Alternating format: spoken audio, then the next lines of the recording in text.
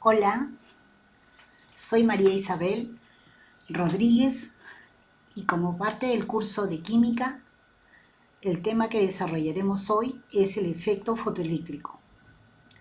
A finales del siglo XIX existía una controversia histórica. ¿Qué es la luz? ¿Qué son las radiaciones electromagnéticas? ¿Conjunto de partículas u ondas? Henry Hertz, en 1887, construye un dispositivo para conocer la propagación de las ondas electromagnéticas y las formas de producirlas y detectarlas. Pero accidentalmente descubre el fenómeno fotoeléctrico. ¿Y qué es el fenómeno fotoeléctrico? El efecto fotoeléctrico es un fenómeno que consiste en la emisión de electrones de la superficie de un metal debido a la acción de la incidencia de una radiación electromagnética sobre la superficie metálica.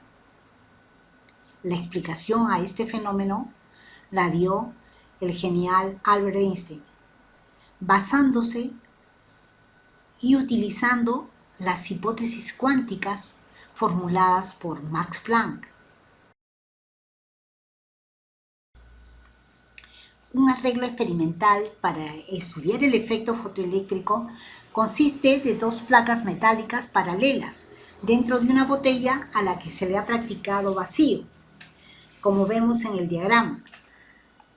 Estas placas son conectadas a un amperímetro y a una batería, con un potenciómetro que permite no solo variar el potencial entre las placas, sino además su signo. El experimento se lleva a cabo iluminando la superficie del cátodo, el emisor, y como resultado se mide una pequeña corriente eléctrica en el amperímetro. Si hay lectura de corriente, entonces hubo transferencia de electrones de una placa a otra. Posteriormente se varía el potencial entre las placas, lo cual modifica la intensidad de la corriente, medida por el amperímetro. Cuando este potencial se hace negativo, oponiéndose al movimiento de los electrones, lo cual se logra cambiando la polaridad de la batería, se encuentra que existe un potencial umbral, para el cual ya no habrá un desplazamiento de los electrones del cátodo hacia el ánodo. Este potencial se le conoce como potencial de frenado y nos proporciona la energía cinética máxima que pueden tener los electrones.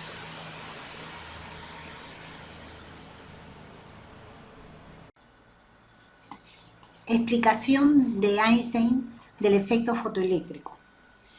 Einstein considera que la energía de la radiación incidente se distribuye de dos maneras: en un trabajo de extracción de los electrones del metal y la energía remanente en proporcionar energía cinética a los electrones para que viajen del cátodo hacia el ánodo.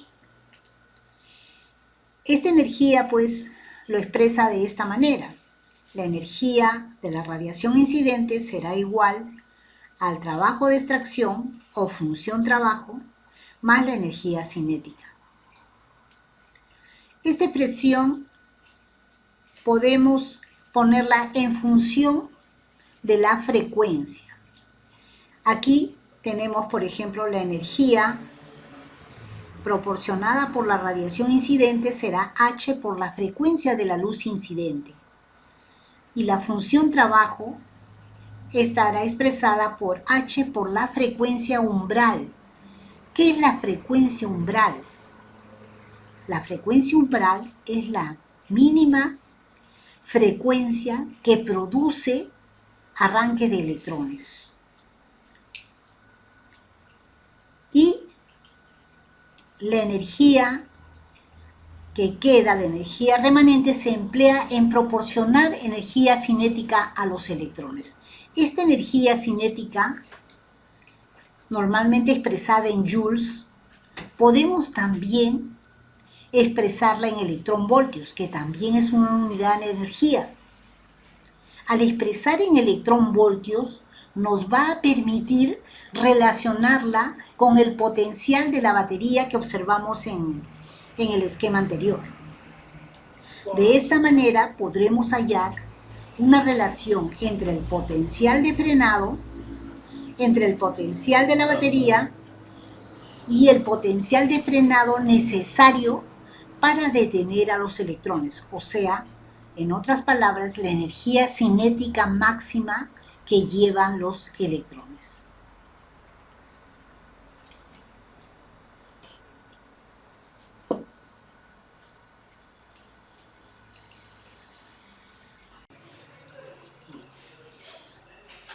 Corriente de saturación y potencial de frenado. En este gráfico observamos que cuando la frecuencia y la intensidad de la luz es constante, vamos a obtener un gráfico como el que aparece aquí. ¿Cómo interpretamos este gráfico? Vemos que hay una corriente de saturación, hay una corriente cuando el potencial es cero y no hay corriente cuando el potencial tiene un valor B sub 0. ¿Qué significado tienen estos puntos? Significa que si la batería está con un potencial proporcionando impulso a los electrones que se desprenden del cátodo, entonces inicialmente, como su función es impulsar los electrones, estos van a llegar con mayor rapidez al cátodo, iniciándose pues que conforme aumentamos el potencial va a ir aumentando la corriente. Si continuamos aumentando el potencial, sigue aumentando la corriente, hasta que va a llegar a un punto tal en el cual la corriente se hace constante. Por más que aumentemos el potencial, la corriente se mantiene constante. Decimos que hemos alcanzado la corriente de saturación. Por otro lado, si hacemos que el potencial de la batería sea cero, o sea que ya no dé ese impulso a los electrones, sin embargo vamos a observar que va a haber una corriente, esta corriente I sub 0. Esta corriente es debido a que la energía que recibe de la luz incidente, esta energía va a hacer que los electrones tengan energía suficiente para también alcanzar llevar energía cinética, ¿no? Entonces, a pesar de que el potencial aquí es cero, a pesar de que este potenciómetro no los está impulsando, sin embargo, los electrones tienen energía para llegar hacia el otro extremo. Entonces, queremos medir qué cantidad de energía cinética llevan estos electrones. Para eso, ¿qué hacemos? Pues invertimos la polaridad del potenciómetro. Si invertimos la polaridad del potenciómetro, lo que vamos a hacer es, en lugar de impulsar a los electrones, vamos a frenarlos. Entonces, vamos aplicando un potencial negativo. Conforme aplicamos un potencial negativo, vamos a ver que la corriente va disminuyendo. ¿Por qué? Porque los electrones cada vez tienen menos fuerza para poder llegar hacia el terminal, hacia la otra placa, ¿no? Hacia el terminal positivo. Va a llegar un momento en que sencillamente esta corriente se hace cero. En ese momento habremos llegado a un potencial negativo que lo llamamos potencial de frenado.